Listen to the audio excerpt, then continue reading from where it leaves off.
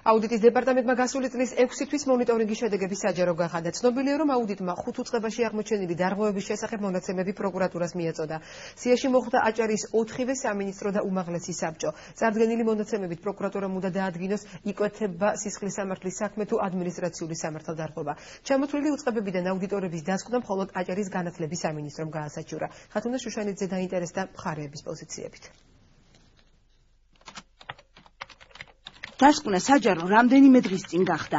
მაკონტროლებლების დოკუმენტში მითითებულია, რომ 2012 წელს აჭარის განათლების, კულტურისა და სპორტის სამინისტროს აუდიტორული შემოწმებისას რამდენიმე სახის დარღვევა გამოვლინდა.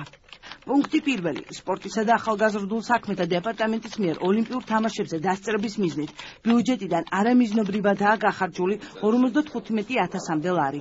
არამიზნობრივ ხარჯვაში კი გულისხმობენ, რომ განსაზღვრული იქნა სამთავრობო დელეგაცია, თუმცა იმ შემადგენლობაში არ შედიოდნენ ის პირები, რომლებმაც მონაწილეობა მიიღეს და შესაბამისად დახარჯეს 54,000 ლარი არამიზნობრივად. პუნქტი მეორე. საჯარო სკოლების მშენებლობა რეაბილიტაციის დროს უსაფუძვლოდაა დისკვალიფიცირებული შესყიდვაში მონაწილე ნაკლები ფასის მქონე პრეტენდენტები.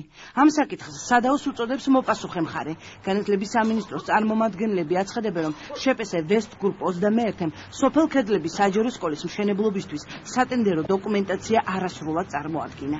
ჩვენს მიერ მოპოვებული მტკიცებულების შედეგად დადგინდა, რომ ვადის გაგრძელებები განპირობებული იყო ხელშეკრულების საჯარიმო საანქციის თავის არიდების მიზნით. თავისთავად ცხადია ალბათობაზე და ვარაუდზე აგებული მსჯელობა, აი ესეთ მსჯელობას ვერ დაემყარება ესეთი იმპერატიული დანაწესი, რომ ადგილი ქონდა საბიუჯეტო სახსრების არამიზნობრივ და არარაციონალურ ხარჯვას. მაკონტროლებლების დასკვნაში ყველაზე მეტად ყურადღება საბიუჯეტო სახსრების არარაციონალურ და არაეკონომიკურ ხარჯვაზე კეთდება.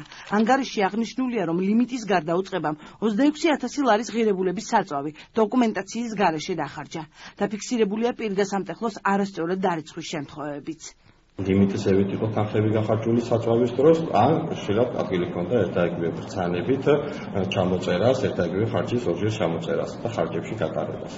მტკიცებულებები შეისწავლა არაერთობლიობაში განხელვის საფუძველზე, არამედ ფრაგმენტულად, არასრულყოფილად და არასწორად ვარაუდის საფუძველზე გამოთქვა მოსაზრება, რომ თითქოს და სამინისტროს მიერ პირგასამტეხლო არასწორად უფრო ზუსტად არასრულად იყო დარიცხული. განათლების სამინისტრომ აუდიტის სამსახურის პრეზიდიუმში დასკვნის სწორედ ეს პუნქტები გაასაჩივრა. განათლების სამინისტროს იურისტის ინფორმაციით, პირგასამტეხლობის არასწორ დარიცხვაზე საპასუხო არგუმენტების მიწოდების შემდეგ ზემდგომებმა დასკვნის ეს პუნქტი ბათილაცნეს, თუმცა საჩივრის სხვა პუნქტები არ გაიზიარეს. ჩემი როგორც იურისტის მოსაზრება არის, რომ იმ ნაწილში, რომელშიც არ დაკმაყოფილდა ჩვენი მოთხოვნა, უნდა გასაჩივრდეს და მიმართოთ სასამართლოს. სახელმწიფო აუდიტის დასკვნაში მეოთხე პუნქტი სალიბაურის სკოლა-პანსიონს შეეხება. დასკვნაში წერია, რომ ახსაზარდელთა კვების მომსახურებისთვის მიმწოდებელზე ზედმეტადაა გადახდილი 6,000 ლარზე მეტი. ეს და სხვა დარღვევების შესასწავლად პროკურატურას გადაეცა. ნაწილს ფინანსური პოლიციაც გამოიკვლევს.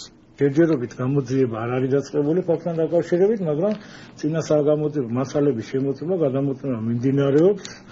აქედან გამომდინარე ამ შემოწმების გასაჩივრების აქტის მიღების შემდეგ გვექნება სრული ურათი დაიწყება თუ არა გამოძიება. გაგრძელდება თუ არა დავა სასამართლოში, ამას განათლების, კულტურისა და სპორტის მინისტრი გადაწყვეტს.